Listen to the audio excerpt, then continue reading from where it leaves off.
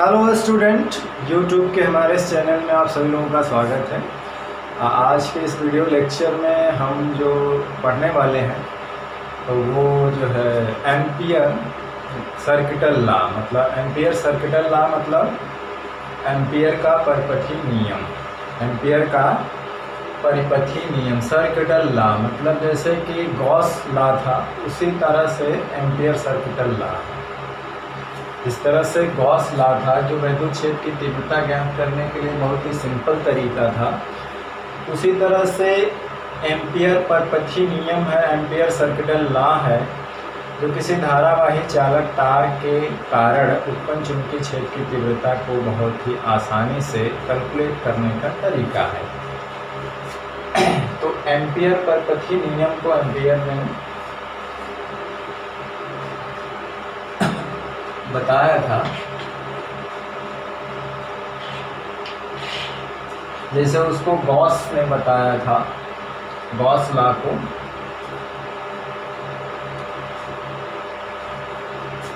तो हमारी हेडिंग है, चलिए शुरू करते हैं। एम्पियर का परिपथी नियम।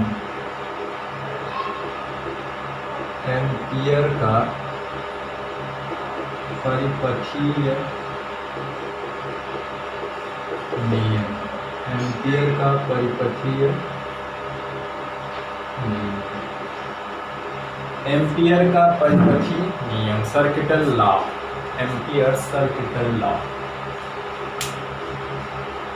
तो एम्पियर का परिपथी नियम क्या है?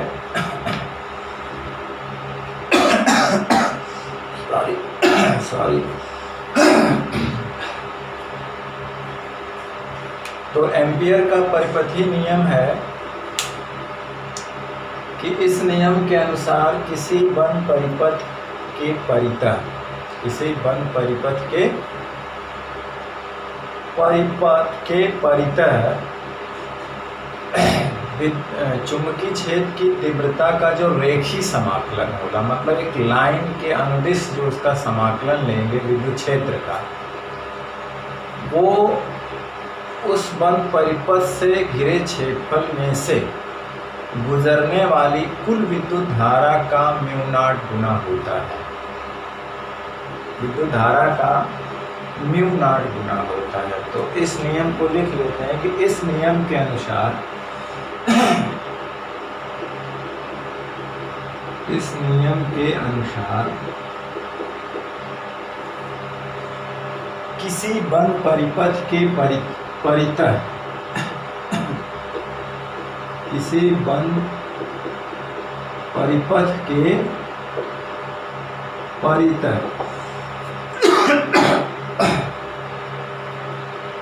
किसी बंद परिपथ के परितः चुंबकीय क्षेत्र की तीव्रता का, चुंबकीय क्षेत्र की तीव्रता का रेखीय समाकलन, रेखीय समाकलन क्या, लाइन इंटीग्रल, उस बंद परिपथ से घिरे, उस बंद परिपथ से घिरे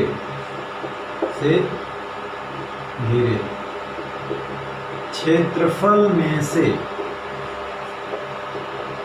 गुजरने वाली कुल विद्युत धारा का म्यू नॉट गुना होता है। इसका एक सिंपल प्रूफ भी देखेंगे, इसका एक सिंपल प्रूफ भी देखेंगे हम लोग।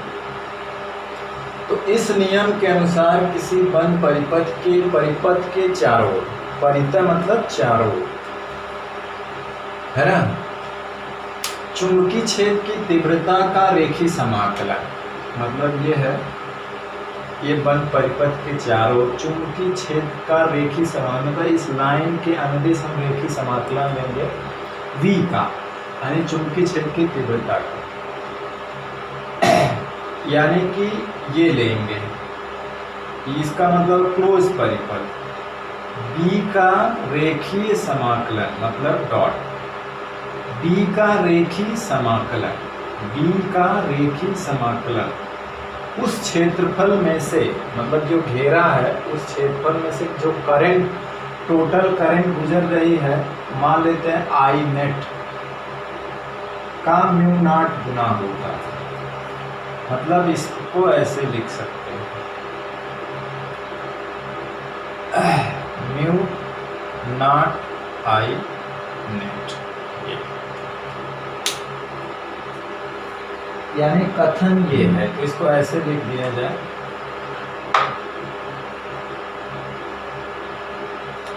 यानी कि कथन के अनुसार यहाँ लिखेंगे अर्थात B dot D L vector mu naught I net, ये है इस कथन का मतलब। मतलब किसी बंद परिपथ के परितः चारों ओर बी का रेखीय समाकलन, क्लोज बंद परिपथ क्या होता, उस बंद परिपथ से कितनी करंट जा रही, टोटल उसका म्यू नॉट गुना होता है। ठीक, तो ये कथन है, इसका स्क्रीनशॉट ले लीजिए। ठीक ना। तो अगर कभी कभी केवल आता है एम्पियर का परिपथीय नियम क्या है, तो सिर्फ हमको लिख लेना है एम्पियर का परिपथीय नियम।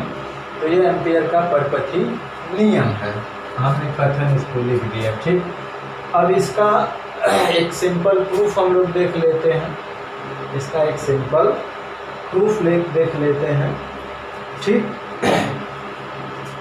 फिर इसके बाद हम लोग लिखेंगे कि एम्पियर रूल को किस तरह अप्लाई करें कि वो सिंपल हो जाए। हालांकि वो किसी भी शेप के लिए और कहीं भी अप्लाई कर सकते हैं, लेकिन एम्पियर रूल को अगर हम एक नियम के थ्रू अप्लाई करें, कुछ शर्तों के अनुसार अप्लाई करें, तो वो बहुत सूटेबल होता है और उसका मान आसानी से कैलकुलेट हो जाता है। हालांकि ये किसी परिपथ पे, बंद परिपथ पे लागू हो सकता है, जैसे गॉस लॉ भी किसी बंद परिपथ के लिए लागू था। ठीक, तो ये भी किसी बंद परिपथ के लिए ही लागू है, चाहे वो किसी भी आकृति का होगा। लेकिन हम कुछ निश्चित आकृति और कुछ निश्चित शर्तों के अनुसार अगर इसे अप्लाई करें, तो वैल्यू जो होती है विद्युत क्षेत्र की तीव्रता का बहुत आसानी से कैलकुलेट होती है। तो वो शर्त क्या है अभी बताते हैं। पहले इसका एक सिंपल प्रूफ देख लेते हैं, इसका स्क्रीनशॉट ले लीजिए।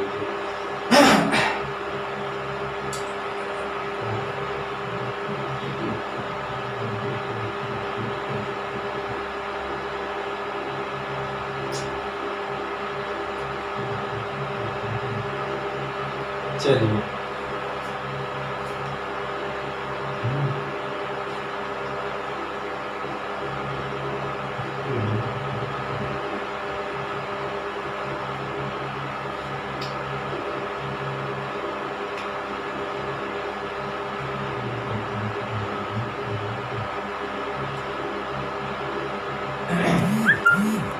चलिए प्रूफ देखते हैं इसका। चलिए इसका प्रूफ देख लेते हैं। प्रूफ के लिए हम क्या कहते हैं, प्रूफ के लिए हम ये कह रहे हैं कि एक इनफाइनाइट लेंथ का हम धारावाही चालक तार ले रहे हैं, ठीक, जिसकी हमें विद्युत क्षेत्र की तीव्रता मालूम है, जिसको हमने बायो-सेवर्ट के नियम से निकाला। इसमें आई एम्पियर की करंट जाएगी। ठीक, हालांकि जैसे गॉस लॉ में एक गॉसियन पृष्ठ होता था काल्पनिक, उसी तरह से इसमें एक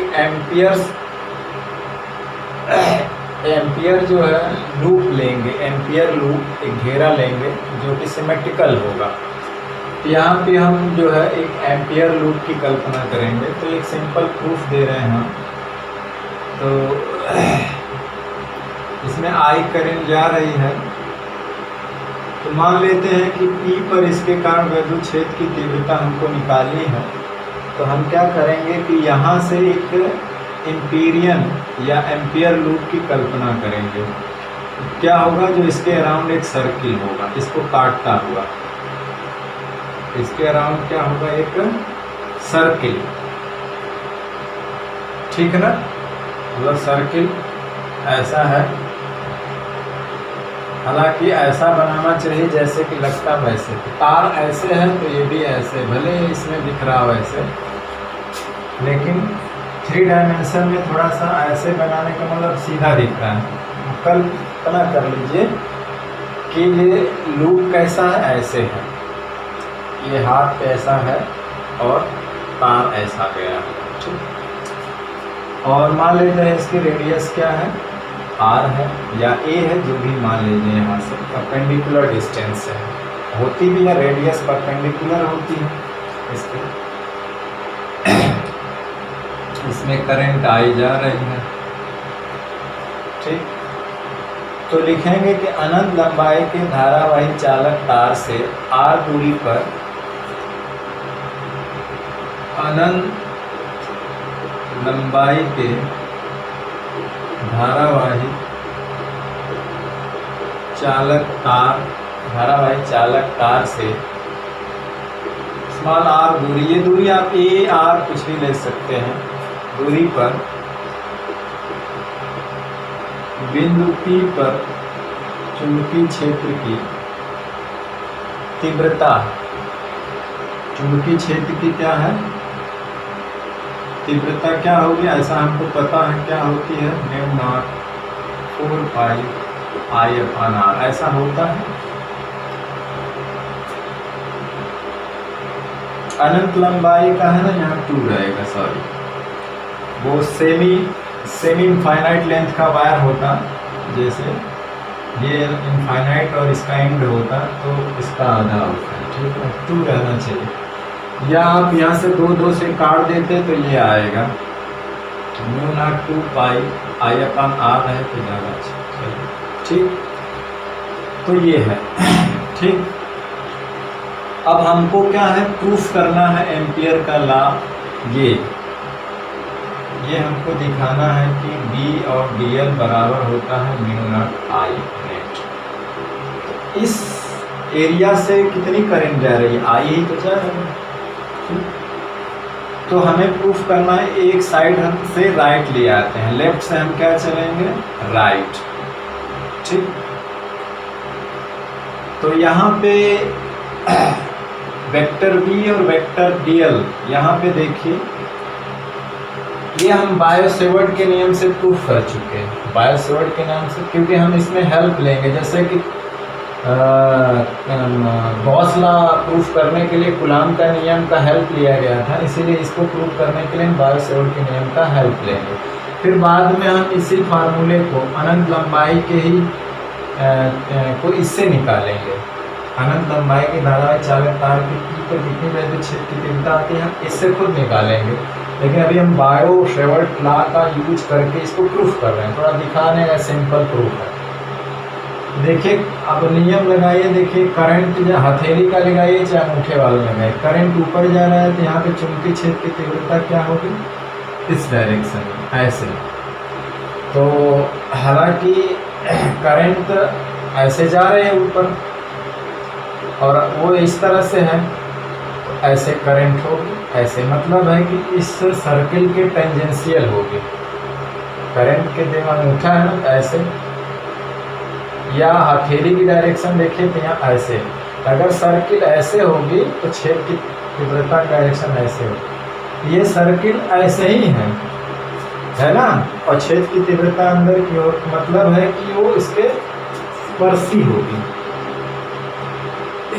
यहाँ पे ये इस डायरेक्शन में होगी, B की दिशा, उसी तरह से यहाँ पे क्या होगी, इस डायरेक्शन में होगी, उसी तरह से यहाँ पे इस डायरेक्शन में, यहाँ पे क्या होगी, इस डायरेक्शन। तो जो हमारा DL लेंथ है, यानी कि BDL के बीच का कोण क्या होगा, वो 0 है, क्योंकि हम यहाँ पे जो इसकी जो लेंथ ले रहे हैं, इसके क्या है, DL है, ये पार्ट मान लीजिए DL ले रहे हैं और ये पार्ट DL ले रहे हैं और एक पार्ट DL ले रहे हैं, तो DL की डायरेक्शन और B की डायरेक्शन दोनों क्या है, एक डायरेक्शन में है। यहाँ पे ये DL है, दोनों की डायरेक्शन क्या है, BDL डायरेक्शन सेम है, तो इसलिए इनके बीच का कोण क्या होगा, इसको हम लोग लिख सकते हैं BDL cos थीटा, अब थीटा चूंकि क्या हो जाएगा 0, तो इसलिए v रियल cos 0 हो जाएगा वैल्यू v dl। अब देखिए v जो है हर जगह कांस्टेंट होगा क्योंकि सेंटर से दूरी क्या है, बराबर है। सेंटर से दूरी क्या है, बराबर है, तो v हो जाएगा बाहर कोस इंटीग्रल dl।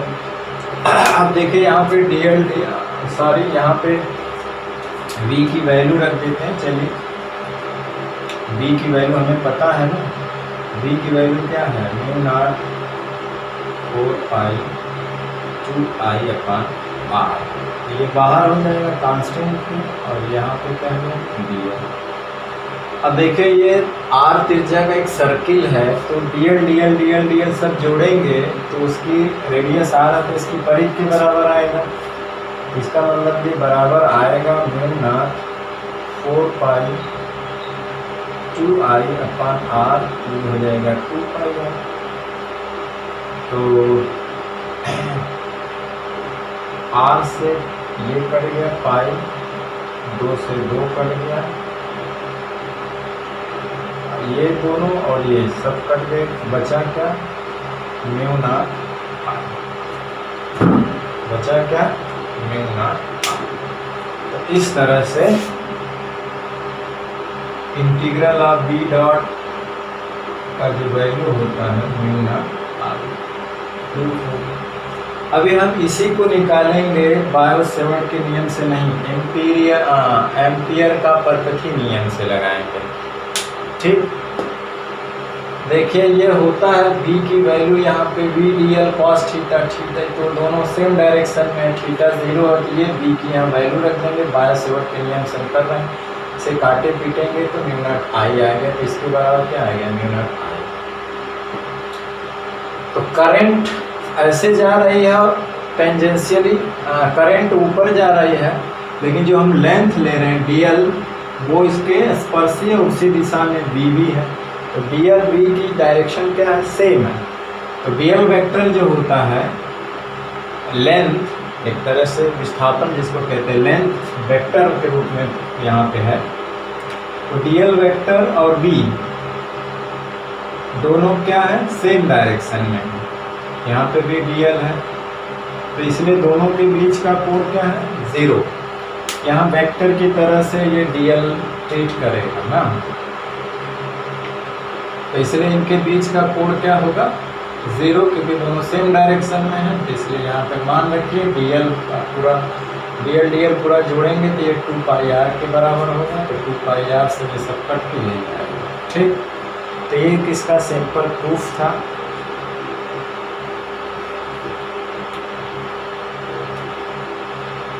ठीक, इसका स्क्रीनशॉट ले लीजिए।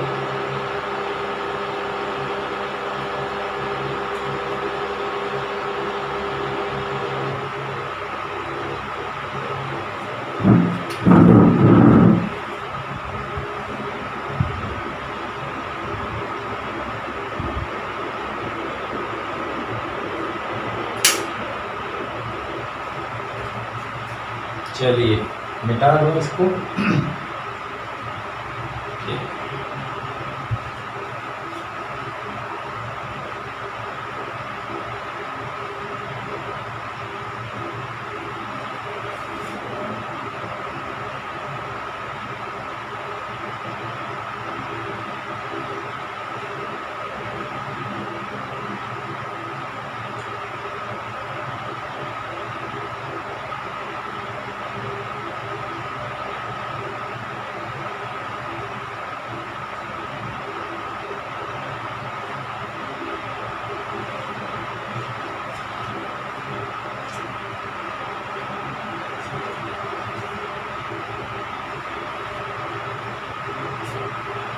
तो चलिए हम एम्पियर के परपथी नियम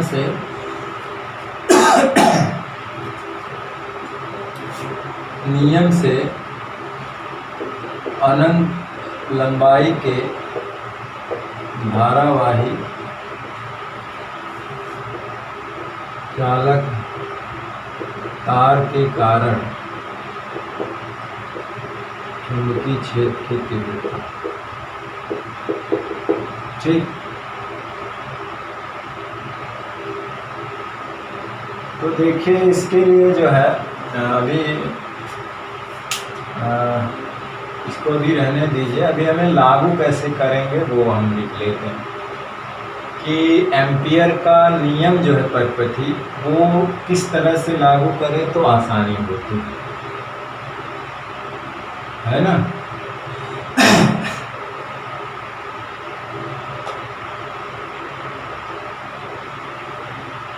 तो एम्पियर का परपथी नियम लागू करने का तरीका, मतलब हम किस तरह से इसको, हालांकि अप्लीकेबल तो हर जगह होता, एम्पियर का नियम हर जगह अप्लीकेबल है, किसी भी आकृति के एम्पियर लूप पे लागू हो सकता है, लेकिन हम कुछ निश्चित आकृति की सममित आकृति के ऊपर इसको लागू करेंगे तो हमें विद्युत क्षेत्र की तीव्रता निकालना बहुत ही आसान होगा।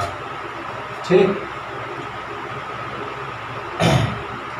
तो इसमें क्या है कि पहले हम क्या करेंगे, पहले नंबर पे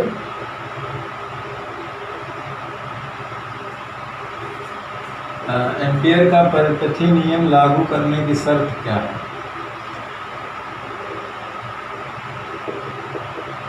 शर्त का मतलब ये है, ये नहीं, ये बंधन नहीं है, आप किसी भी आकृति में लागू कर सकते हैं, बशर्ते इस शर्त के अनुसार अगर हम लागू करेंगे तो आसान हो जाएगा निकालना। क्या हो जाएगा? आसान हो जाएगा। तो पहला है कि इसके लिए हम एक एम्पियर लूप की कल्पना करते हैं जिसको एम्पीरियन लूप कहते हैं। पहला काम है कि पहले हम एक एम्पियर लूप की कल्पना करते हैं।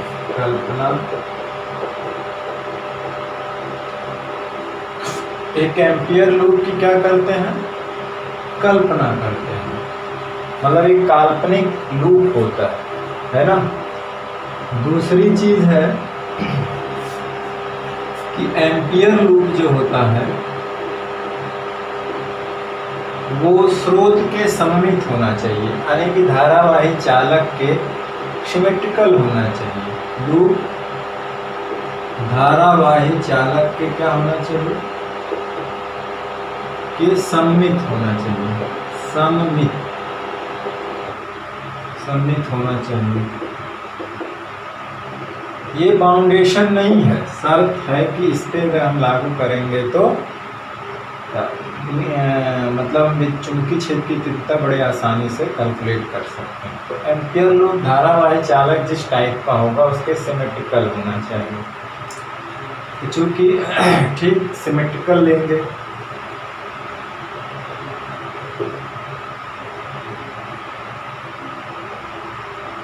और तीसरी चीज है कि एम्पियर लूप उस बिंदु से गुजरना चाहिए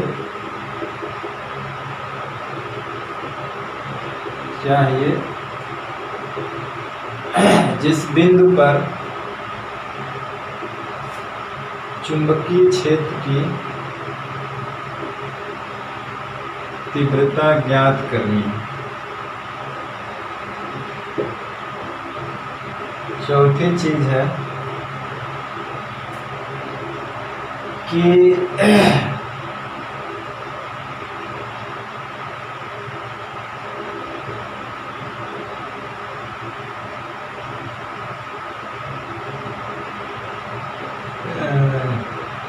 विद्युत क्षेत्र की तीव्रता जो है वो एम्पीरियन लूप जो होता है वो उसके लेंथ के क्या होना चाहिए? एम्पीरियन लूप के टेंजेंशियल होना चाहिए।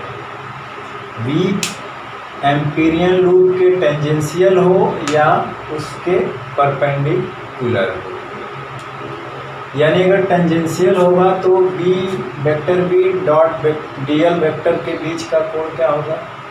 0 होगा, है ना। तो कहने का मतलब है कि जो चुंबकीय क्षेत्र की तीव्रता होती है, चुंबकीय क्षेत्र की तीव्रता जो भी है वो एम्पीरियन लूप के क्या हो, टेंजेंशियल हो, टेंजेंट हो, स्पर्शी हो। एम्पियर लूप के स्पर्शी हो, स्पर्शीय हो। स्पर्शीय हो का मतलब है कि अनुदिश हो और नॉन जीरो हो, अशून्य हो और नियत हो। और क्या हो, नियत। एम्पीरियन लूप के स्पर्शी हो, इसकी डायरेक्शन, कहने का मतलब है कि जो डीएल लेंथ होता है उसकी दिशा और बी की दिशा एक डायरेक्शन में हो। क्योंकि अब जैसे एम्पीरियन लूप है तो ये लेंथ, डीएल लेंथ यही है इस डायरेक्शन में, तो बी की दिशा भी इस डायरेक्शन में हो। मतलब ये दोनों सेम डायरेक्शन में, यानी थीटा 0 हो, स्पर्शी हो। यानी कि यहाँ पे पोस्ट में लिख लीजिए कि थीटा क्या हो, 0 हो, है ना। तो हमारा जो ये चीज़ है डीएल डॉट डीएल वेक्टर जो होता है, जिसको हम लोग कहते हैं बी डीएल कॉस थीटा, ये हो जाए, थीटा का वैल्यू 0 है तो बी डीएल हो जाए। पांचवा हो, या तो बी चुंबकीय क्षेत्र की तीव्रता जो है वो क्या हो, एम्पीरियन लूप के क्या हो, परपेंडिकुलर हो। एम्पीरियन लूप के क्या हो, परपेंडिकुलर हो। या तो हम पांचवा है कि या बी जो है वो परपेंडिकुलर हो डीएल के। एम्पीरियन लूप जो होगा, मतलब जैसे ये एम्पीरियन लूप है, डीएल वेक्टर इसके अंदिश है, तो ये इसके परपेंडिकुलर हो ऐसे। बी की डायरेक्शन क्या हो, ऐसे हो, मतलब इनके बीच का डायरेक्शन, जैसे बी की दिशा ये है तो ये 9π/2 ऐसे। यहाँ लिख दें या तो, यानी थीटा क्या हो, 90 डिग्री हो, तो इसका मतलब है कि ये जो है क्या हो, 0 हो। ठीक। छठी बात ये हो सकती है, या तो बी, या तो क्या हो, बी गायब हो, या तो बी का मान, या तो बी क्या हो, ना हो, गायब हो, वैनिसेस हो, वैनिस हो, गायब हो, बी ना हो, बी हो ना, तब बी इसका मतलब क्या हो गया, 0। तो हम पहले तो एक एम्पियर लूप की कल्पना करेंगे। एम्पियर लूप धारावाही चालक के सममित हो। एम्पियर लूप उसी बिंदु से हम लेके जाएंगे जिस बिंदु पे चुंबकीय क्षेत्र की तीव्रता ज्ञात करना है। हम एम्पियर लूप ऐसा चुनेंगे कि क्षेत्र की तीव्रता और जो डीएल वेक्टर है, यानी कि जो चालक खंड है, उसकी दिशा जो है दोनों एक दिशा में हो, या तो दोनों बल पर परपेंडिकुलर हो, या तो उस स्थान पे भी गायब हो। ठीक। तो इतनी चीज़ों को फॉलो करके हम चलेंगे तो हमें चुंबकीय क्षेत्र की तीव्रता किसी धारावाही चालक के कारण किसी पॉइंट पर ज्ञात करना आसानी हो जाएगी। हालांकि वो किसी भी आकृति एम्पियर लूप के लिए लागू है, लेकिन इसके अनुदिश ज़्यादा हेल्पफुल है, यूज़फुल है, ज़्यादा हेल्पफुल है और यूज़फुल है। तो इसका स्क्रीनशॉट ले लीजिए, इसी का अनुसरण करके हम अब निकालेंगे। कुछ एग्जाम्पल देखते हैं।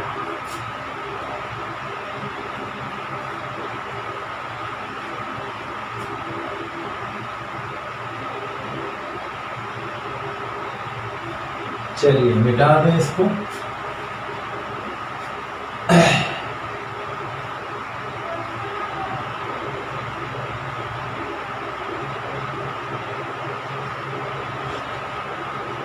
अब जैसे कि देखिए अब क्या होगा कि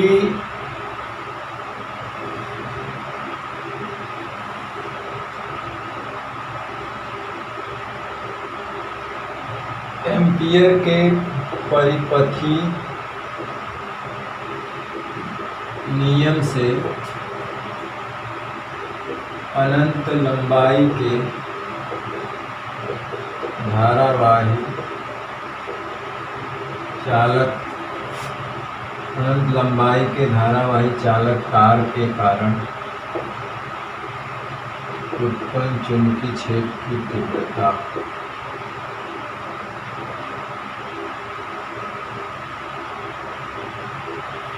तीव्रता ज्ञात करना।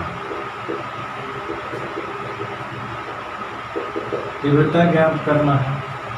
जैसे एक अनंत लंबाई का धारा, हमारा स्रोत कैसा है, अनंत लंबाई का धारावाही चालक,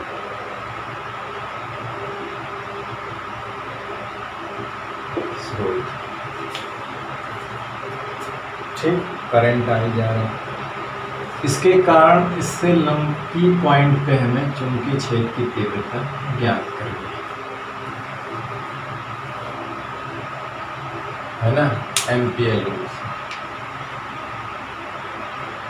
तो हम पहले क्या करेंगे कि एक एम्पियर लूप की कल्पना करेंगे, और एम्पियर लूप कहाँ, स्रोत के सिमेट्रिकल होना चाहिए।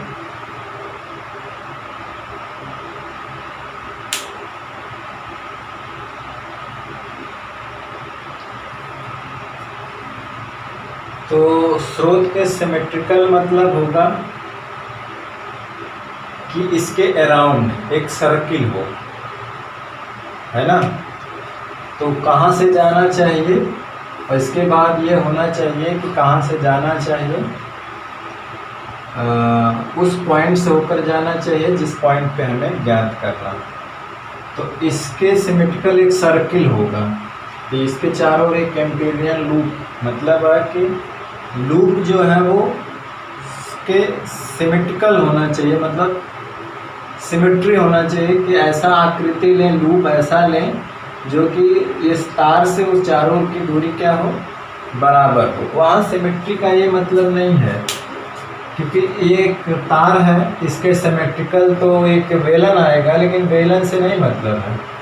वहाँ मतलब ये है कि तार की सिमेट्री का मतलब है कि जो एक लूप होगा, क्योंकि हमें एक लूप की कल्पना करनी है, हमें किसी गोले बेलन की कल्पना नहीं करनी है यहाँ पे ठोस, हमें एक लूप की कल्पना करनी है, उसका लाइन इंटीग्रल। तो लूप जो होना चाहिए वो तार के सिमेट्रिकल होना चाहिए। ये कथन है कि जो एम्पीरियन लूप है वो तार के सिमेट्रिकल होना चाहिए, मतलब तार से उस लूप की दूरी बराबर होनी चाहिए। तो एक कल्पना करेंगे, और कहाँ से जाना चाहिए, यहाँ से जाना चाहिए। तो एम्पीरियन लूप है ये।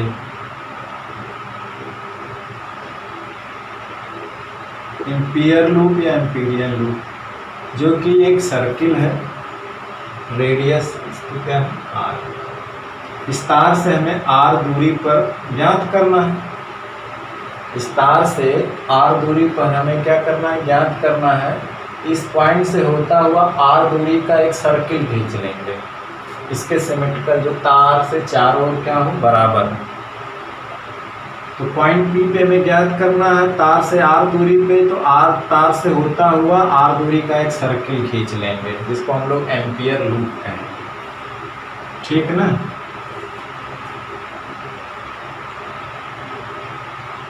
तो वहाँ पे लिख सकते हैं कि अनंत लंबाई के धारावाही चालक तार से r दूरी पर बिंदु P पर चुंबकीय क्षेत्र की तीव्रता ज्ञात करने के लिए बिंदु P से होता हुआ r त्रिज्या का एक एम्पियर लूप यानी कि एक वृत्त की कल्पना करेंगे, है ना।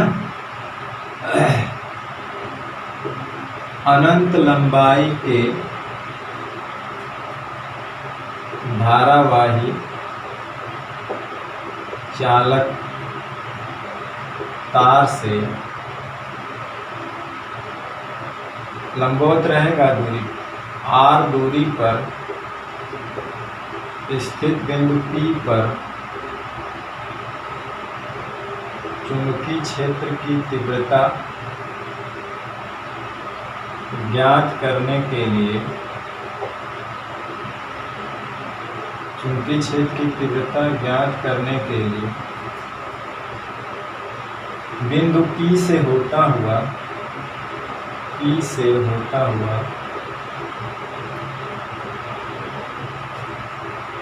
R त्रिज्या का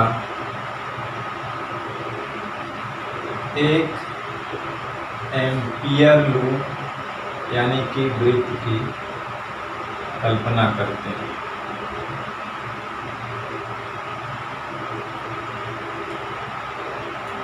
एम्पियर लूप की क्या करते हैं? कल्पना करते हैं।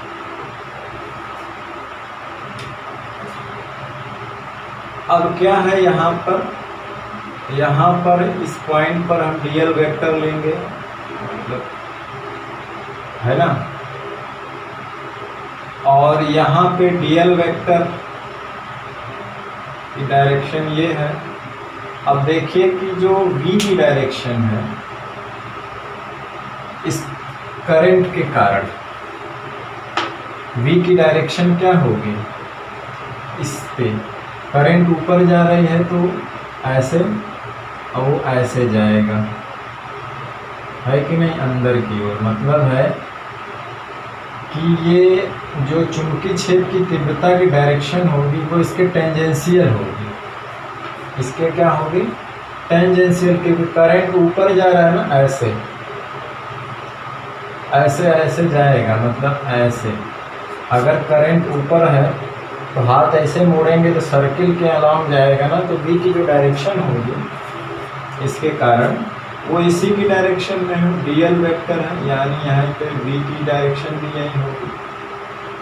कहीं भी डीएल वेक्टर ले लीजिए यहाँ पर, अगर यहाँ पे डीएल तो v की डायरेक्शन भी यहीं पे होगी। यहाँ पे डीएल वेक्टर लिए तो v की डायरेक्शन भी यहीं पे होगी।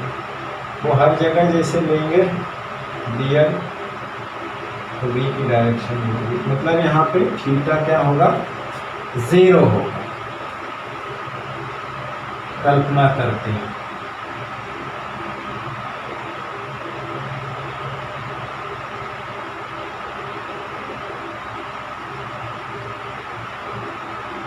ठीक, तो अब बिंदु P पर चुंबकीय क्षेत्र की जो तीव्रता होगी उसका लाइन इंटीग्रल अगर हम लेते हैं तो क्या मिलेगा? एम्पियर लूप से,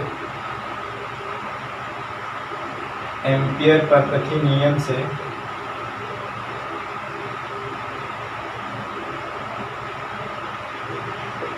line integral of DL vector क्या हो जाएगा? Mu naught I net. आई मतलब वो होता है जो करंट लूप के अंदर से गुजर रही हो, जो इसको छेद के जा रही हो। ठीक, आई नेट कहिए, अब आई हो गया। अब क्या है देखिए, इसको क्या लिख सकते हैं? इसको लिख सकते हैं B D L cos theta, और इधर म्यू नॉट आई है। अब देखिए एक चीज यहाँ पे है, थीटा क्या है यहाँ पे? 0 डिग्री, तो cos 0 का मान 1 हो जाएगा, तो ये हो जाएगा B D L mu naught I. अब देखिए बी हर जगह कांस्टेंट होगा, क्योंकि तार से इस एम्पीरियल लूप डीएल वेक्टर जो है, पॉइंट जो है हर जगह चारों ओर क्या है? बराबर दूरी पे है। तो आर जो है बराबर दूरी पे मिल रहा है ना, मतलब ये पॉइंट जो है चारों ओर से बराबर दूरी पर है। एम्पीरियल लूप ये जो है इससे इस तार से क्या है? बराबर दूरी पर है, तो इसलिए बी हर जगह क्या होगा? कांस्टेंट होगा। जो हमने अभी कहा था कि बी की वैल्यू कांस्टेंट होने, तो इसे बाहर ले लीजिए, ये हो गया डीएल और म्यू नॉट आई। अब यहाँ से देखिए डीएल डीएल डीएल, इसको अगर हम पूरा ऐड करेंगे तो हमें मिलेगा 2 pi R mu naught I. यहाँ से बी बराबर क्या हो जाएगा? Mu naught I upon 2 pi R, या इसी को 2 से ऊपर नीचे गुणा कर दें तो हमें मिल जाएगा 4 पाई 2 आई अपान आर। यही होता है धारावाही चालक तार से अनंत लंबाई के आर दूरी के किसी पॉइंट की को चुंबकीय क्षेत्र की तीव्रता।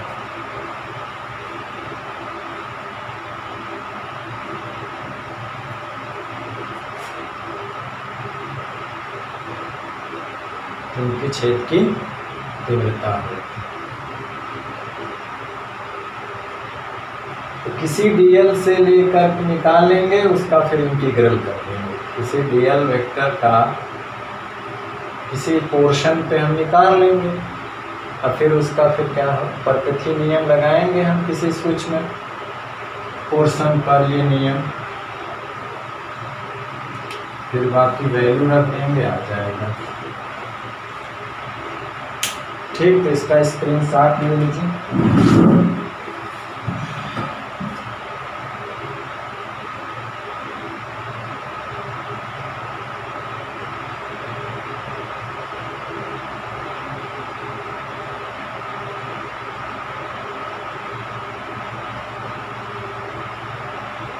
चलिए,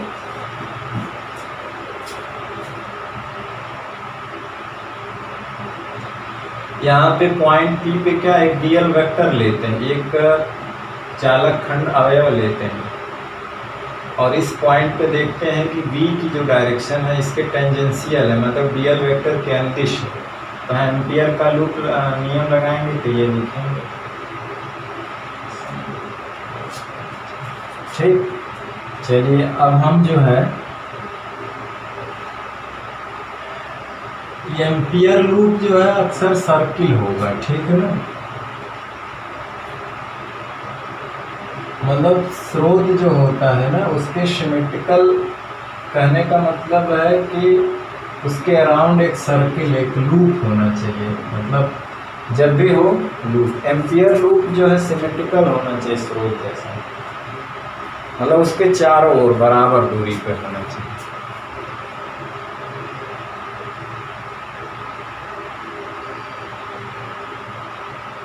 ठीक, तो वहाँ पे सिमेट्रिकल ये मत समझ लीजिएगा कि जैसे एक लाइन है तो उसके सिमेट्रिकल एक सिलेंडर है, नहीं, मतलब है कि लूप तो सिलेंडर हो नहीं सकता, लूप जो है वो गोला नहीं हो सकता, घन नहीं हो सकता, लूप एक वृत्त हो सकता है।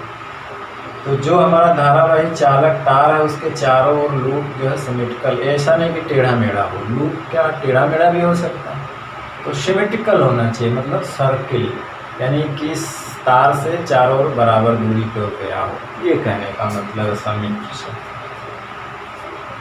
अब जैसे कि हम लोग क्या है कि एक हालो सिलेंडर है, धारावाही सिलेंडर है खोखला, उसके बाहर और भीतर चुंबकीय क्षेत्र की तीव्रता ज्ञात करना। एक धारावाही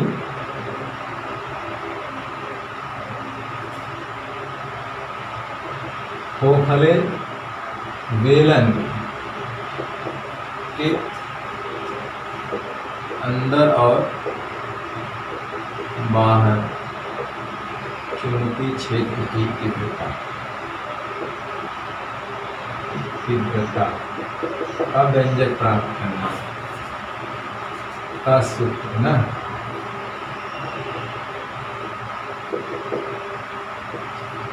जैसे खोखला बेलन है, अंदर खाली है, तो इसका मतलब करंट जो बह रही है वो बाहर बाहर बह रही है। करंट कैसी बह रही है? बाहर बाहर, ठीक है ना। यानी कि बेलन, खोखला बेलन इस तरह से है और धारावाही लंबे, यहाँ लिख लीजिए लंबे। लंबे का मतलब अनंत है, लंबे का मतलब अनंत, ये अनंत लंबाई तक गया खोखला बेलन, ठीक, अनंत लंबाई का। इसकी रेडियस जो है वो मान लीजिए कैपिटल आर, क्या है? कैपिटल आर, तो अनंत लंबाई तक गया। लंबे का मतलब अनंत लंबाई, कैपिटल आर। अब इसके भीतर ये अक्ष है ना, इसके भीतर एक पॉइंट पी है, इस पे चुंबकीय क्षेत्र की हमको तीव्रता ज्ञात करनी, ठीक। उस पॉइंट से होता हुआ जो इसकी अक्ष है, करंट कहाँ बह रही है? सतह पे बह रही है। करंट कहाँ बह रही है? सतह पे। इसके चारों सतह पे अंदर खोखला कुछ नहीं है, करंट तो बस बाहरी सतह से बह रही। ठीक, देखिए वहाँ कंफ्यूजन ना हो, हमने एक पॉइंट लिख दिया है कि स्रोत के सममित होना चाहिए। सममित का मतलब लूप है, तो जो इसकी अक्ष है इसके चारों ओर सममित होना चाहिए, है ना। थोड़ा सा वो पॉइंट कंफ्यूजन कर रहा होगा, तो कंफ्यूजन नहीं, ऐसा नहीं है कि सिलेंडर के सिमेट्रिकल है, इस पॉइंट है तो सर्किल लूप लेना है, बस लूप ध्यान में रखना चाहिए। हमारा सिमेट्रिकल वहाँ सिमेट्रिकल स्रोत के सिमेट्रिकल थोड़ा कंफ्यूजन कर रहा है। हमें जो है वो लूप लेना है, सममित लूप की कल्पना करनी, मतलब एक सर्किल। स्रोत के सिमेट्रिकल वाली बात थोड़ा सा अजीब लग रही है। हाँ, तो चलिए वहाँ पे आपको ये लिख लेना है कि जो एम्पीरियन लूप है वो सिमेट्रिकल होना चाहिए। एम्पीरियन लूप कैसा होना चाहिए? सिमेट्रिकल होना चाहिए, मतलब सममित होना चाहिए। तो हमें यहाँ पे देखिए ये दूरी मान लेते हैं, इसके अक्ष से कितना दूर है? r दूरी पर। इसके भीतर निकालना तो इसके अक्ष से r दूरी पर ये है, मान लो। मतलब यहाँ पे r smaller than capital R, ये पॉइंट है पहला। तो क्या करेंगे, इससे होता हुआ एक एम्पियर लूप की कल्पना करेंगे। अब फिर क्या करेंगे, यहाँ dl वेक्टर लेंगे, dl लेंथ का, और देखेंगे यहाँ पे एक कल्पना करेंगे, मतलब है कि करंट बाहर आ रही है यहाँ पे। जैसे कि अगर हम उसका टॉप व्यू देखें तो ये सिलेंडर है, और ये जो हमने एम्पीरियन लूप की कल्पना किया है, और करंट इसके बाहर निकल रही है चारों ओर।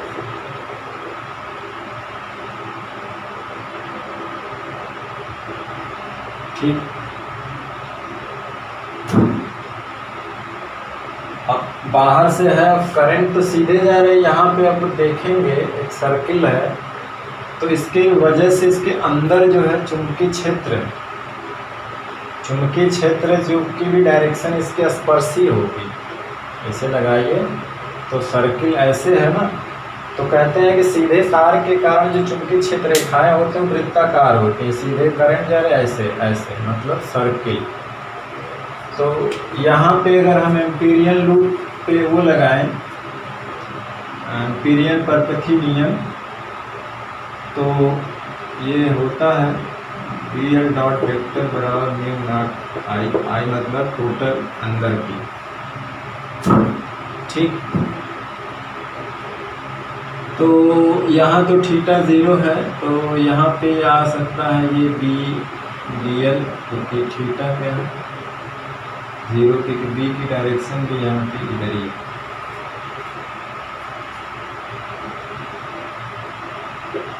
लेकिन यहाँ पे क्या है कि I चूँकि 0 है, क्योंकि इसके भीतर एम्पीरियन लूप के अंदर कोई करंट ही नहीं है।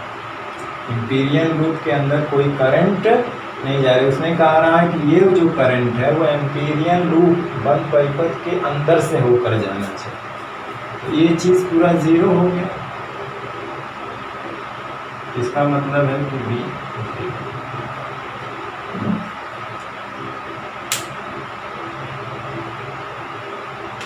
मतलब है कि यहाँ लिखेंगे कि एम्पीरियन लूप के अंदर कोई करंट नहीं है।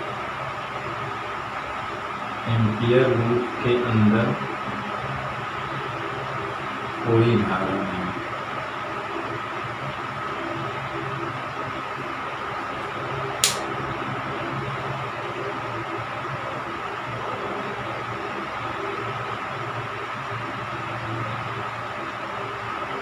ठीक, अब दूसरा केस है, हमको क्या लेना है? दूसरा केस ये है, दूसरा केस है कि हमें जो है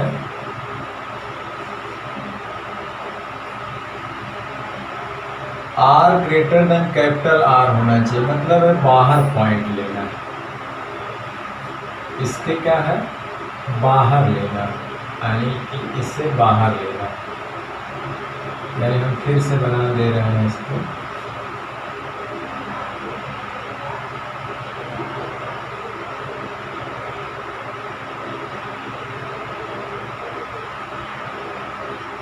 पॉइंट आर दूरी पर है, ये रेडियस तो इसकी है ही,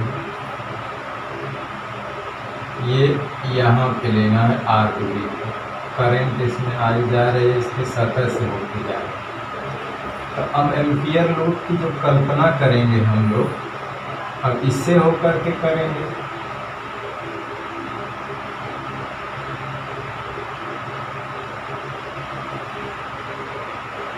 एम्पियर लूप की जब हम कल्पना करेंगे तो ये होगा, यहाँ पे डीएल वेक्टर जो है इस डायरेक्शन में है और करंट बी की भी डायरेक्शन यही होगी, और पूरी करंट जो है इसमें आई बह रही है। ठीक, तो यहाँ से अगर हम एम्पीरियन परपथी नियम लगाएं,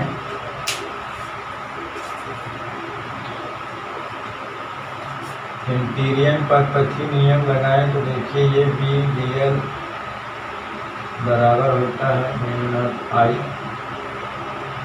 तो इसे तो हम लिख सकते हैं B D L cos theta बराबर म्यू नॉट आई। क्योंकि यहाँ पे थीटा 0 है तो हमें लिखना होगा B D L mu naught I. अब b जो है हर जगह बराबर है, देखिए सेंटर से r, इधर भी r है, इधर भी r है, तो हर जगह b की वैल्यू बराबर है, तो b बाहर आ जाएगा dl म्यू नॉट आई। तो dl को हम क्या लिख सकते हैं, r त्रिज्या का ये वृत्त है तो पूरी इसकी परिधि क्या हो जाएगी 2 pi r mu naught I. इसलिए b हमारा आ जाएगा mu naught 2 pi I upon R. मतलब है कि एक अनंत लंबाई के धारावाही चालक तार का फार्मूला आ गया। ये बता रहा है कि करंट जो है, खोखला बेलन भले बता रहा है कि करंट इसके अक्ष से होकर जा रही है। देखिए यहाँ पे करंट 0 नहीं है, करंट जो है इससे होकर पास हो रही है, और दोनों एक डायरेक्शन में, एक ही करंट चारों ओर से जा रही है, दोनों क्या है एक डायरेक्शन में। यहाँ पे एम्पीरियन लूप के अंदर से कोई करंट नहीं जा रही थी, यहाँ एम्पीरियन लूप के अंदर से करंट पास हो रही है, इसीलिए वो आई करंट हमने यहाँ रखा। डीएल का इंटीग्रल करेंगे तो हमें ये पूरी परिधि मिलेगी आर त्रिज्या की, जो 2 पाई आर है। ये सूत्र का किसका है, ये सूत्र है अनंत लंबाई के धारावाही चालक तार के कारण उत्पन्न चुंबकीय क्षेत्र की तीव्रता आर दूरी के पॉइंट पी पे। तो ये बता रहा है, ये सूत्र से पता चला कि जो करंट है वो इसके अक्ष के अनुदिश बह रही है। ठीक, तो अंदर 0 होती है, बाहर यही होती है, इसे नोट कर लें। चलते हैं एक और ठोस बेलन के कारण उसके अंदर बाहर। हाँ, एक चीज़ और है, इसका ग्राफ देख लीजिए, इसको नोट कर लीजिए, ग्राफ दिखा देते हैं।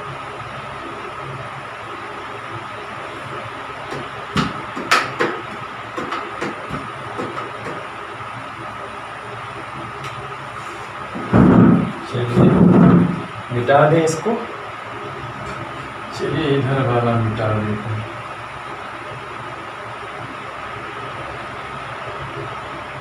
यहाँ पे क्या है,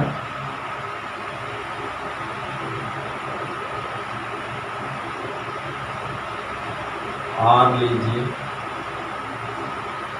मतलब एक बेलन बना लीजिए, खोखला बेलन।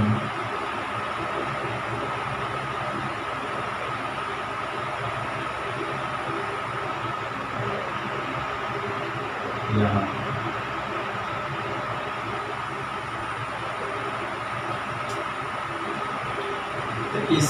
इस पॉइंट से इसके भीतर तो चुंबकीय क्षेत्र की तीव्रता 0 है, और यहाँ पे सतह पे थोड़ा मैक्सिमम होती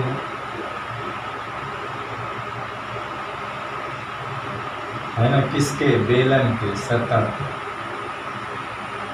फिर इसके बाहर जो है गिर जाती, क्योंकि यहाँ पे जो एक फार्मूला आया क्या बताता है 1/r, मतलब आर घटता जाएगा तो सतह पे बाहर हो जाएगा, तो यहाँ पे थोड़ा सा मैक्सिमम हो जाता है, यहाँ से फिर गिर जाता है। इस पॉइंट पर ये उसका अक्ष है, इस पॉइंट पे बी का मान क्या है,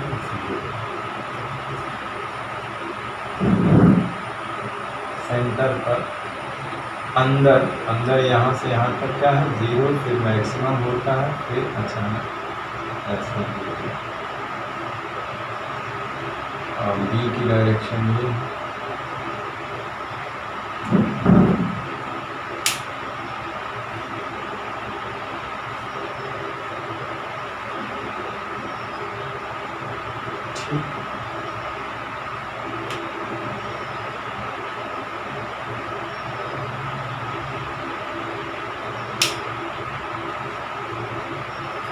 चलिए अब इस ठोस के काम देख लेते हैं।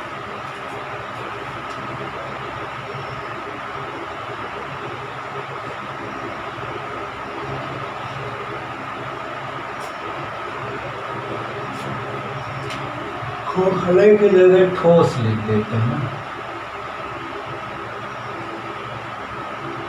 ठोस।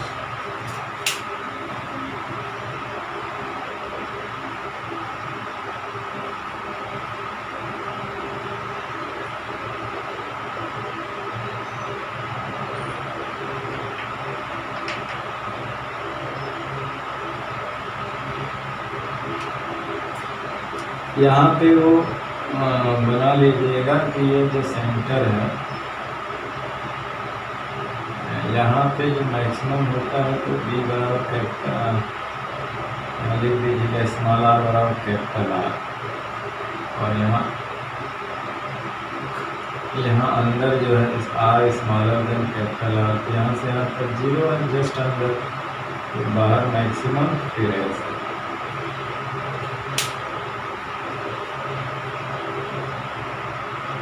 अब क्या है कि ठोस बेलन के कारण, अब एक बेलन है वो ठोस है,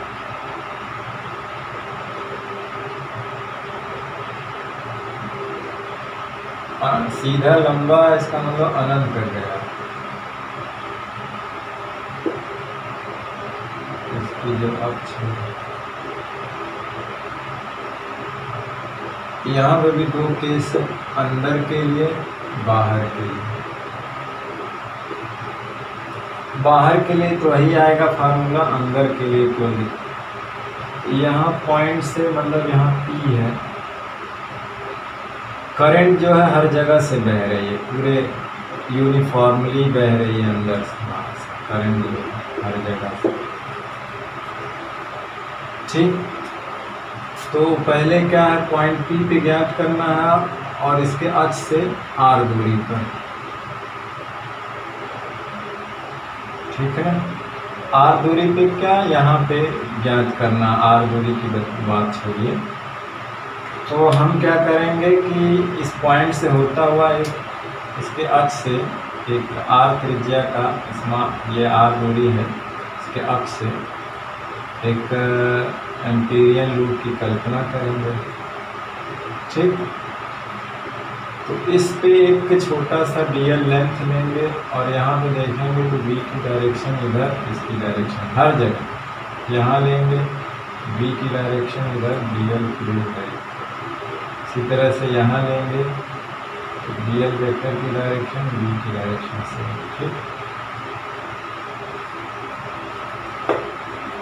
तो हम एम्पीरियन लूप ये जो लगाएंगे परपथी नियम, तो ये होता है mu naught I inside, net का मतलब वो इनसाइड होता है, आई इनसाइड का मतलब होता है कि एम्पीरियन लूप के अंदर से कितनी करंट जा रही है, एम्पीरियन लूप के अंदर से कितनी करंट जा रही है।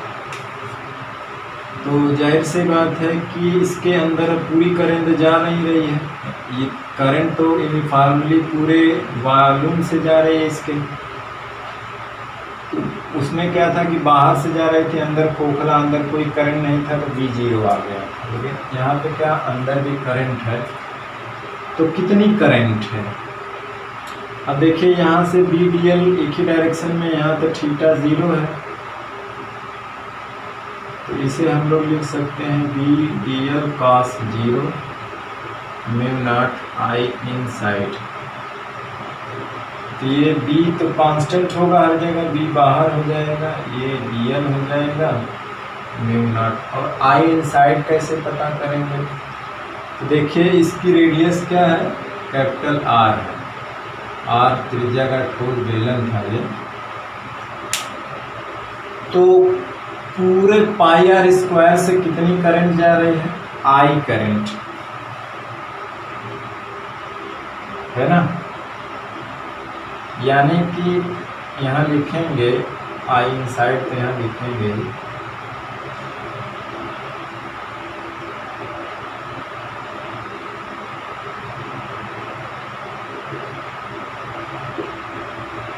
इनसाइड, I इनसाइड यहाँ पे है। देखिए यहाँ पे क्या ध्यान देना है कि इसकी जो एरिया है, सरफेस एरिया, वो पाई आर स्क्वायर है। तो कहने का मतलब है कि पाई आर स्क्वायर से कितनी करंट बह रही है, आई एम। एकांक एरिया से कितनी बहेगी, आई बटे पाई आर स्क्वायर। तो इतनी एरिया से कितनी बहेगी, तो आई गुणे पाई आर स्क्वायर कैपिटल। मतलब इस छोटी एरिया, इसकी एरिया लेंगे तो आर त्रिज्या का एम्पीरियन लूप है ना, सर्किल है। तो पाई आर स्क्वायर से कितनी करंट होके जाएगी, इतनी। तो वही चीज़ यहाँ पे हमें रखना है। तो यहाँ पे b और dl का इंटीग्रल करेंगे तो 2 पाई r आएगा, और यहाँ म्यू नॉट है, यहाँ पे क्या हो जाएगा, आई पाई स्मॉल आर स्क्वायर और कैपिटल आर स्क्वायर। तो पाई पाई कट गया, यहाँ से b बराबर आ जाएगा म्यू नॉट आई स्मॉल स्क्वायर। एक आर से आर भी कट जाएगा, केवल आर रहेगा और नीचे आ जाएगा 2 पाई।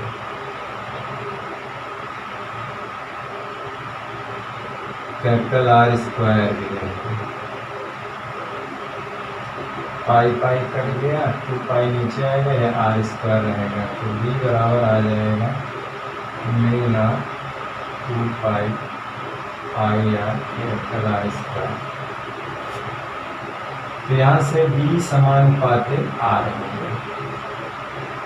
यानी कि सिलेंडर अगर ठोस है तो उसके अंदर जो चुंबकीय छेद की तीव्रता है, सेंटर जो इसका है अक्ष से जैसे जैसे दूर जाते जाएंगे b की वैल्यू बढ़ती जाएगी।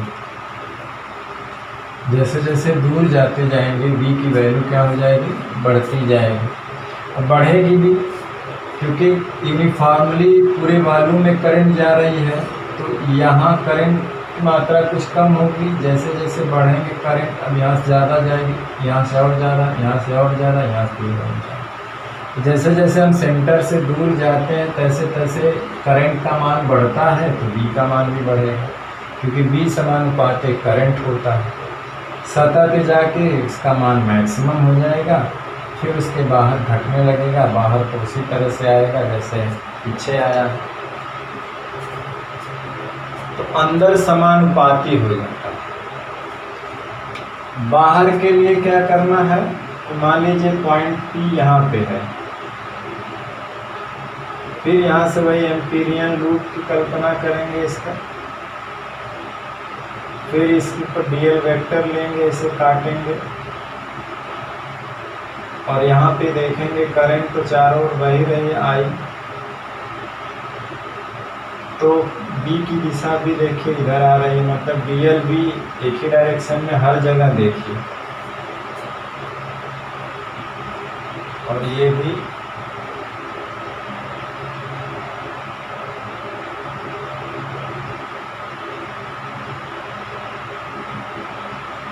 ये यहाँ से जो है R है, तो ये भी R होगा। तो हर जगह देखिए यहाँ पे dl वेक्टर लेंगे तो इस डायरेक्शन में, तो यहाँ पे b भी इस डायरेक्शन में, तो दोनों के बीच का कोण 0 आएगा। ठीक, तो चलिए इस एक पोर्शन को मिटा देते हैं, उसे थोड़ा ऊपर से लिखना चाहिए था।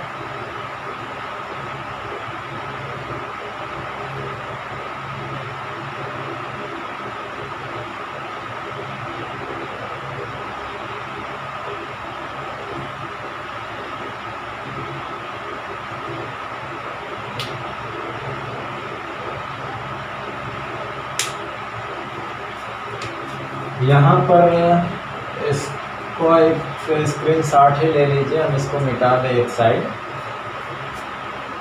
फिगर में 2 बनाने से अच्छा हमने इसी में बना दिया बाहर एक।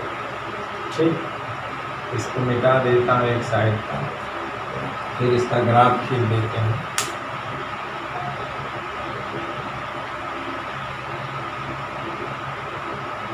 चलिए अब देखिए एम्पियर का परपथी नियम लगाएंगे तो यहाँ पे मिलेगा ये dl vector mu naught I inside, अंदर नेट आई इनसाइड। तो यहाँ पे थीटा तो 0 डिग्री है, तो इसीलिए ये हो जाएगा dl cos 0 mu not. Current इसके अंदर से कितनी जा रही है, पूरे एरिया से, तो इसके अंदर से जा रही है करंट आई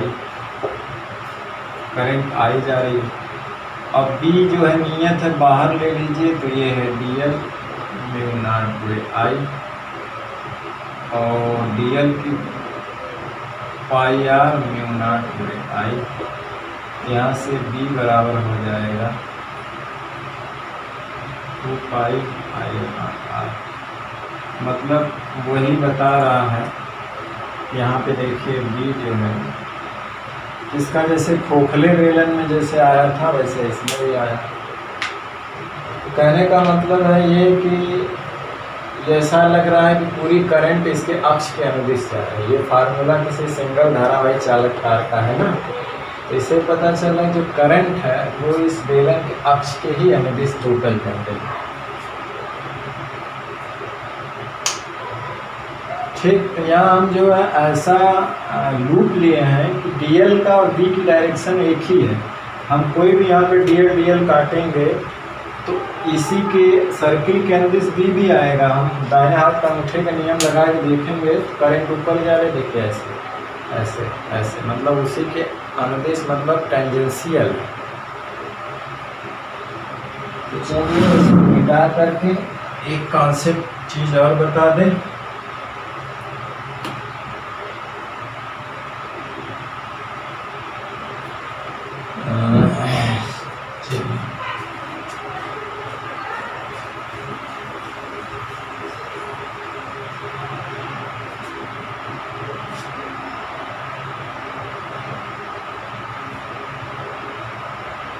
दूसरे केस में small R greater than capital are.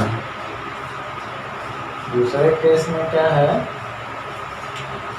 कि स्मॉल आर का कैपिटल आर से ज़्यादा।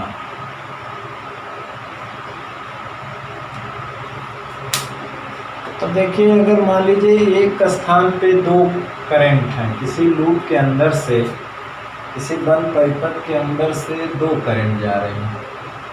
जैसे कि ये परपेंडिकुलर अंदर है और एक परपेंडिकुलर बाहर आ रही है इस कागज से, तो इसे एक लूप से घेरेंगे। एम्पियर के नियम के हिसाब से इसके परितः एक एम्पीरियल लूप की कल्पना कर दो कि ये सर्किल है, मतलब इसके सिमेट्रिकल हो जाएगा। ठीक, मान लो इन दोनों के कारण यहाँ पे हमें चुंबकीय क्षेत्र की तीव्रता ज्ञात करनी है। तो यहाँ से होते हुए हमने एक एम्पियर लूप की कल्पना कर। ठीक, लूप कैसा हो, उस करंट के अराउंड एक सर्किल हो, लूप हो, सिमेट्रिकल लूप, स्रोत के सिमेट्रिकल। अब देखिए हमने अब तक जो किया वो सिंगल करंट बह रही थी, यहाँ डबल करंट है। तो अब इसकी रही बात डायरेक्शन कैसे चुनेंगे कि किसको पॉजिटिव लें किसको नेगेटिव लें, किसको पॉजिटिव लें किसको नेगेटिव लें। ठीक, तो इन दोनों के कारण पॉइंट P पे हमें क्या निकालना है, इन दोनों करंट के कारण हमको निकालना है चुंबकीय क्षेत्र की तीव्रता। तो इसमें एक अंदर जा रहा है एक बाहर, तो किसको पॉजिटिव लें किसको नेगेटिव लें। तो इसके लिए क्या करते हैं, एम्पीरियल लूप की डायरेक्शन चुनते हैं, चाहे इधर चुन लीजिए चाहे उस साइड चुन लीजिए। ठीक, चलिए इधर ही चुन लेते हैं। एम्पीरियन लूप की डायरेक्शन जो है वो इधर है, मतलब ऐसे। ऐसा कब करेंगे? जब एम्पीरियन लूप के अंदर से दो करंट जा रही है, यानी लूप के अंदर से। कह रहे हैं कि बंद परिपथ के अलांग चुंबकीय क्षेत्र की तीव्रता का जो रेखीय समाकलन होता है वो इससे घिरे हुए धारा का अनुनाद गुना होता है। तो एक एम्पीरियन लूप की कल्पना करना जरूरी है। तो देखिए इसके अलांग तो हमने एक धारावाही, ये करंट है, अंदर बाहर है। अब देखिए कि इस डायरेक्शन में आखिर में इन दोनों के कारण चुंबकीय क्षेत्र की तीव्रता जो होगी वो इसी के अनुदिश होगी। ठीक, तो जिस करंट के कारण चुंबकीय क्षेत्र की तीव्रता की डायरेक्शन इसके दिशा में होगी उसे पॉजिटिव मानेंगे, और जिसके कारण विपरीत दिशा में होगी उसे नेगेटिव मानेंगे। देखिए ये जो अंदर जा रही है, तो अंदर अंगूठा करेंगे, ये इस तरह से उंगली, इस तरह से उंगली करेंगे, तो इसका मतलब है ये करंट इसके कारण जो चुंबकीय क्षेत्र की तीव्रता है वो इसी डायरेक्शन में है, तो इसीलिए इसको पॉजिटिव मान लेंगे। मान लो ये करंट I1 है, ये I2 है। ठीक, तो जिस करंट के कारण चुंबकीय क्षेत्र की दिशा लूप के डायरेक्शन में है वो पॉजिटिव मानेंगे, ये पॉजिटिव, और जिसके नहीं है वो नेगेटिव मानेंगे। तो यहाँ से जब एम्पियर लूप लगाएंगे तो ऐसे लगाएंगे, और एम्पियर सर्किटल लॉ लगाएंगे तो ऐसे I1 माइनस I2, क्योंकि इस करंट के कारण जो क्षेत्र की डायरेक्शन है वो इस लूप के डायरेक्शन में है, इसलिए इसको पॉजिटिव मान लेंगे, और इसके विपरीत है तो इसको नेगेटिव मान लेंगे। तो जब दो करंट आ रही हो, अंदर बाहर हो, तो हम क्या करते हैं, एम्पियर लूप की डायरेक्शन ले लेते हैं। तो उस डायरेक्शन में अगर चुंबकीय क्षेत्र की तीव्रता इन दोनों में से जिसके कारण होगी वो पॉजिटिव करंट लेना है, और जिसके कारण उल्टा होगी उसको नेगेटिव। हाँ, अगर दोनों सेम डायरेक्शन में है तब तो जुड़ जाएंगे, उस बात ही अलग है। अब लूप की डायरेक्शन नहीं लेना, जैसे कि दो करंट है ऐसे I1 I2, तो हम सिंपल उसको जोड़ देंगे, एक ही डायरेक्शन में तो जुड़ I1 प्लस I2। ठीक,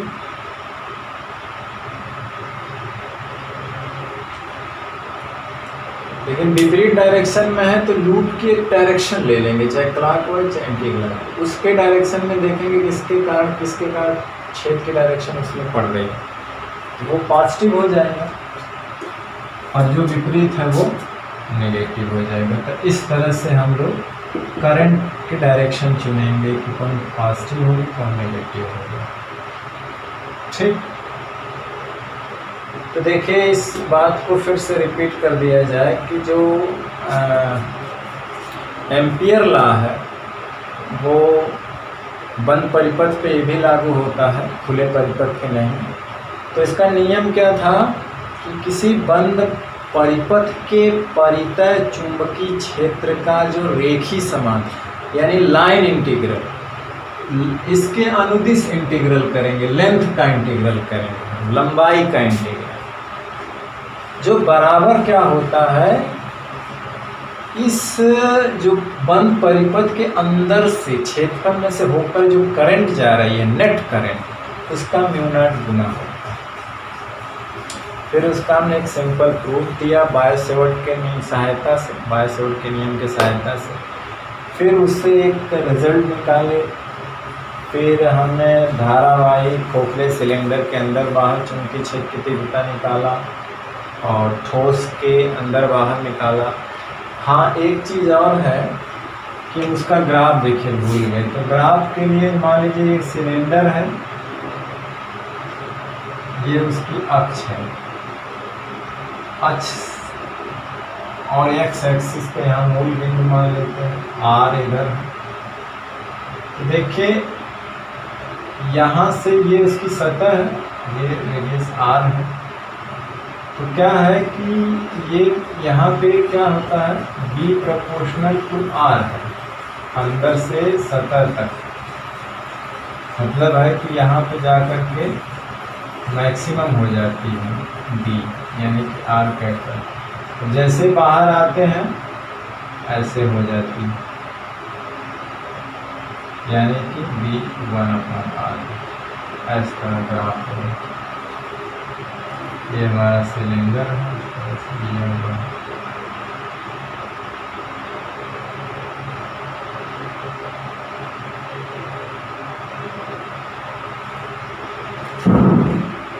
ये थोड़ा सीधी रेखा होगी और ये थोड़ा वक्रोगी घटता आ रहा है। ठीक। फिर हमने बताया कि पहले हम एक एम्पीरियल लूप की कल्पना करते हैं जो धारावाही चालक के अराउंड सिमेट्री हो। एक ऐसे लूप की कल्पना करते हैं जो धारावाही चालक से सिमेट्रिकल हो, ठीक है ना, स्रोत के थोड़ा सिमेट्री हो। ऐसा नहीं है कि एक लाइन है तो उसके सिमेट्री बेलन बना दे, नहीं, मतलब लूप है तो बेलन कहाँ से बनाएंगे, ठीक, लूप की कल्पना करेंगे, ठीक। और उस लूप को वहाँ से ले जाना है काटते हुए जिस पॉइंट पे हमें बिंदु छेद चुंबकीय क्षेत्र की तीव्रता ज्ञात करनी है। फिर उसका फिर लाइन इंटीग्रल लेना है, फिर बी और डी एल वेक्टर की डायरेक्शन देख लेना है। ऐसे लेना है कि दोनों टेंजेंशियल हो, एक डायरेक्शन में हो, या दोनों एक दूसरे के परपेंडिकुलर हो, या तो थीटा 90 हो या तो थीटा 0 हो। तो अक्सर थीटा 0 ही होता है। फिर इसके बाद उसका यहाँ पे v ऐसा चुनते हैं कि ये नॉन जीरो और कांस्टेंट भी हो, ये बाहर आ जाएगा। dl का इंटीग्रेट कर देंगे तो ये जो सर्किल की परिधि जिस रेडियस का होगा 2πr। फिर यहाँ नेट करंट रख देते हैं, फिर हल करेंगे बी की वैल्यू आ जाए। तो चलिए, ये था आज का वीडियो लेक्चर जो एम्पियर सर्किटर लॉ था, जिसको हमने बताया। मुझे आशा है कि बात समझ में आई होगी। हमने समझाने की कोशिश की, समझाने का प्रयास किया। चलिए फिर एक नए लेक्चर के साथ, नए टॉपिक के साथ फिर अगले वीडियो लेक्चर में मिलते हैं। तब तक पढ़ाई करते रहिए, पढ़ते रहिए और अपनी परीक्षा की तैयारी करते रहिए। All the very best. Thank you very much.